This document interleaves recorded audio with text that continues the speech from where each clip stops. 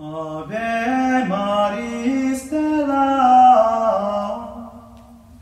Hello and welcome back to Vatican II in a Year. This is your host, Father Matthew Schneider. I am a priest of the Legionaries of Christ, and I'm a theology professor. This is a podcast on the Star Quest Production Network at sqpn.com. Today we're on day 296. We are covering Gaudium Spes 3, and this paragraph is about the technological progress does not imply other progress. If you want to follow along, we have a reading plan and more details at sqpn.com/Vatican or frmatthewlc.com/Vatican. Yesterday, we started this document talking about the Church cares about all humanity and address herself to that totality. Today, we're going to cover the second half of the preface with paragraph 3 here. And the summary is new technology can be good, but remain the same humans who must be brought up to our dignity. Paragraph 3 has 2 subparagraphs. 3a is about we make discoveries, but they point back to the human person. And 3b, the Church offers mankind the possibility of living up to his nobility. So let's begin with 3a.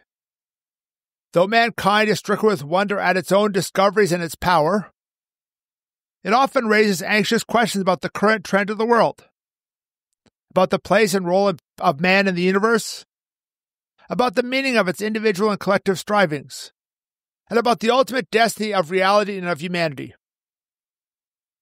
Hence, giving witness and voice to the faith of the people of God gathered together by Christ, this council can provide no more eloquent proof of its solidarity with, as well as its respect and love for, the entire human family with which it is bound up, than by engaging with it in conversation about these various problems.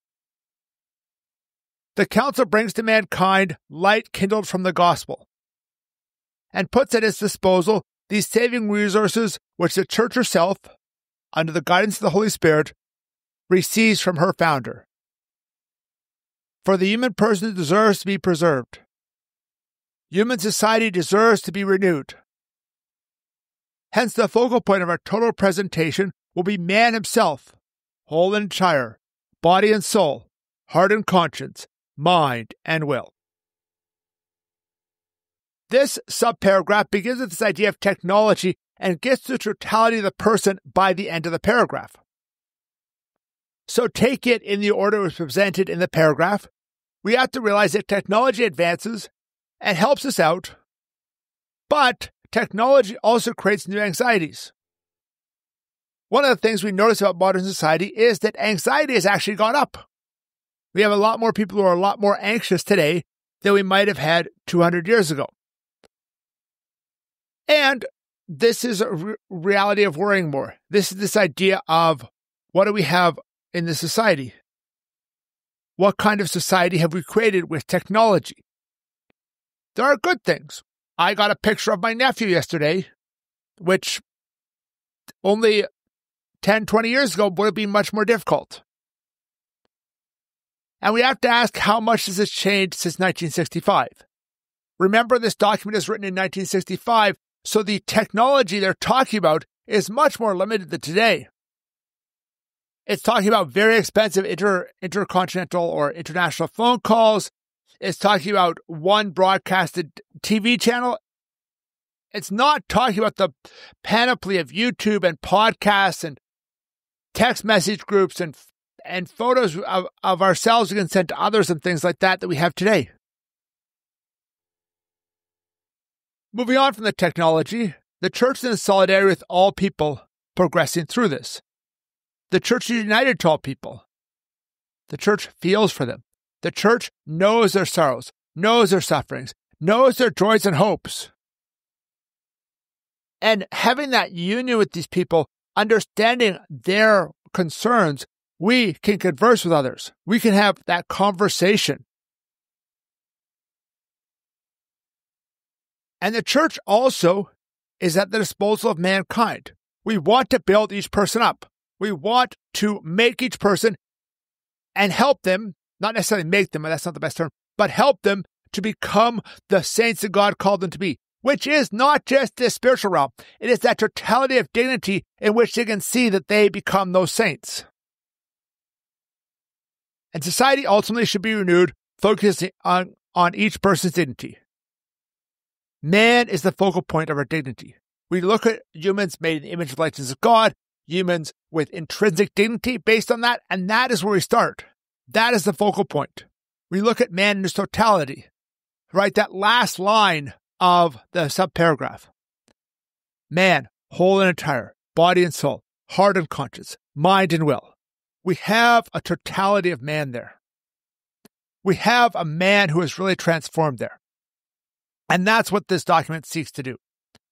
Moving on to 3b. The church offers mankind the possibility of living up to his nobility. This is a little shorter. B. Therefore, the Sacred Synod, proclaiming the noble destiny of man and championing the godlike seed which has been sown in him, offers to mankind the honest assistance of the Church in fostering that brotherhood of all men which corresponds to this destiny of theirs. Inspired by no earthly ambition, the Church seeks but a solitary goal, to carry forward the work of Christ under the lead of the befriending Spirit. And Christ entered this world to give witness to the truth, to rescue and not to sit in judgment, to serve and not to be served. The Council, the Sacred Synod in this paragraph, in the subparagraph, is championing man. It is offering his assistance to help man grow.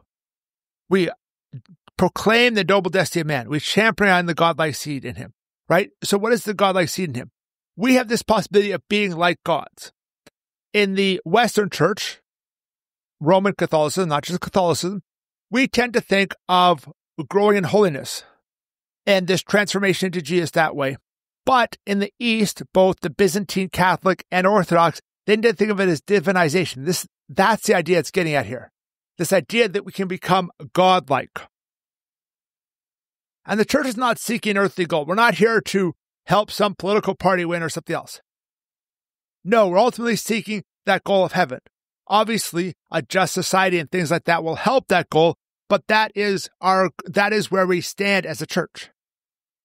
Our goal is to help mankind. Our goal is to bring mankind to his dignity, to his nobility. And finally, we bear witness to the truth. And we bear witness to the truth not just in religious things, but in all aspects. And this is where we get the idea of social doctrine. So, thank you for listening to this episode of Vatican II in a Year. I do this podcast on a volunteer basis, and my local religious community relies on donation to pay our bills. If you want to support my community, you can go to patreon.com/frmatthewlc. There's also a link for a one-time donation on my own site, frmatthewlc.com. You can also donate to support StarQuest at sqpn.com/give. Tomorrow, we will continue the next paragraph of Gaudium et Spes, which is paragraph 4, and it is on scrutinizing the signs of the times. Please join us then to learn more about Vatican II, which can provide a blueprint for the Catholic Church.